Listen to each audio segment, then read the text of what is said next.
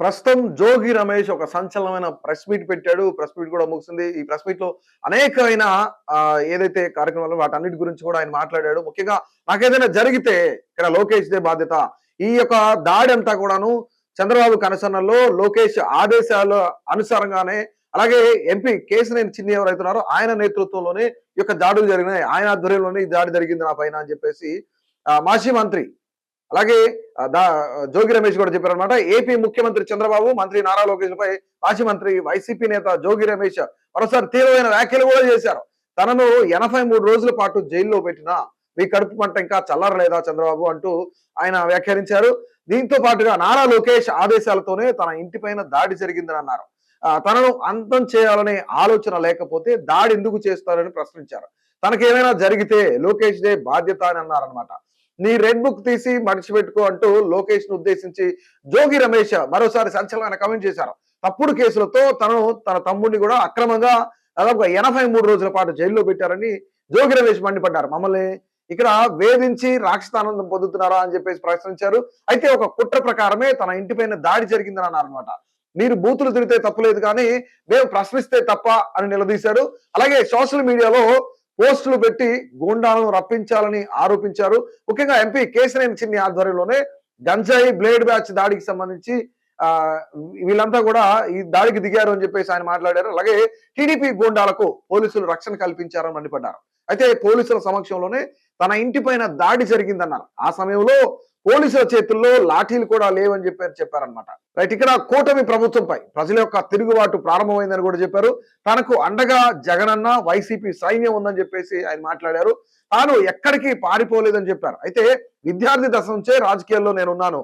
అలాగే కేసులకు అరెస్టులకు అసలు ఎట్టి పరిస్థితుల్లో కూడా నేను భయపడను అని చెప్పేసి ఆయన మాట్లాడారు.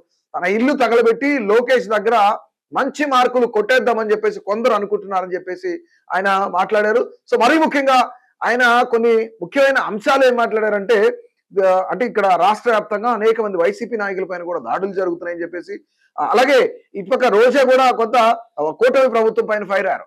ఇక్కడ ఆయన ఏం చెప్తున్నారు, ఏ ప్లేస్ అయినా ఎక్కడికైనా సరే నేను రావడానికి నేను సిద్ధంగా ఉన్నా, ఖచ్చితంగా మీరు ఎక్కడే చెప్పినా నేను వస్తా, ప్లేస్ మీరు చెప్పినా సరే నన్ను చెప్పమన్నా సరే అని చెప్పేసి కనీసం నేను అప్పటికి గతంలో కూడాను లోకేష్ చంద్రబాబుని బ్రతిమాలుకున్నాను. ఇది ప్రజాస్వామ్యం మీద బడుగు బలహీన వర్గాల మీద జరిగిన దాడి అని చెప్పేసి జోగి రమేష్ అని నేను ఒక బలహీన వర్గాలకు చెందిన వ్యక్తిని, వైఎస్ఆర్ కాంగ్రెస్ పార్టీ శ్రేణులను భయపెట్టాలని చెప్పేసి ఈ దాడులన్నీ జరుగుతున్నాయి.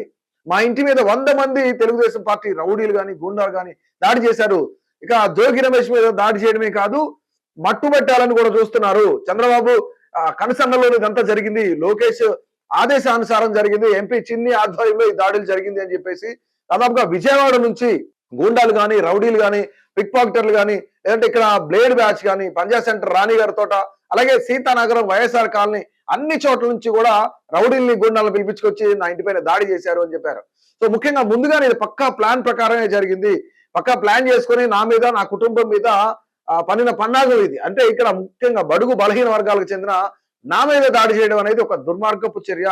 ఒక ఫేక్ కేసులో నన్ను నా తమ్ముడిని 83 రోజుల పాటు జైల్లో అన్యాయంగా పెట్టారు, అరెస్ట్ చేశారు, అన్యాయంగా పెట్టారు, హింసించారు, ఒక సామాన్య ఖైదీలాగా నన్ను ట్రీట్ చేశారు. 83 రోజులు మీరు చేసిన దుర్మార్గానికి శిక్ష నేను అనుభవించాను. ఇంకా మీ మనసు చల్లబడలేదా? చంద్రబాబు లోకేష్ ని ప్రాధాయపడి కూడా నేను వేడుకున్నా, మీరు ఎక్కడికి రమ్మంటే నేను అక్కడికి వస్తాను, నేను తప్పు చేశానని తెలిస్తే ఖచ్చితంగా శిక్ష అనుభవించాలని నేను సిద్ధంగా ఉన్నానని చెప్పేసి జోగి రమేష్ కూడా మండిపడ్డారు. ఇదే సందర్భంగా రాష్ట్ర వ్యాప్తంగా వైసీపీ నేతల పైన అనేకమైన దాడులు జరుగుతా ఉన్నాయి. ఈ జాబితాలో చాలా మంది ఉన్నారు.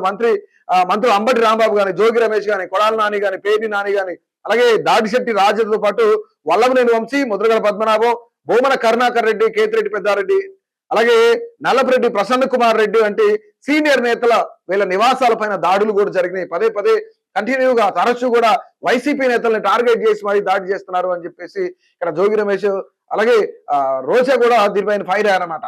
సో ఓవరాల్ గా నిజంగానే కావాలనే అంటే చంద్రబాబు కనుసన్నలోనే ఈ దాడులన్నీ జరుగుతున్నాయన్న జోగి రమేష్ మాటల పైన మీరేం చెప్తారు? కమెంట్ రూపంలో తెలియజేయండి.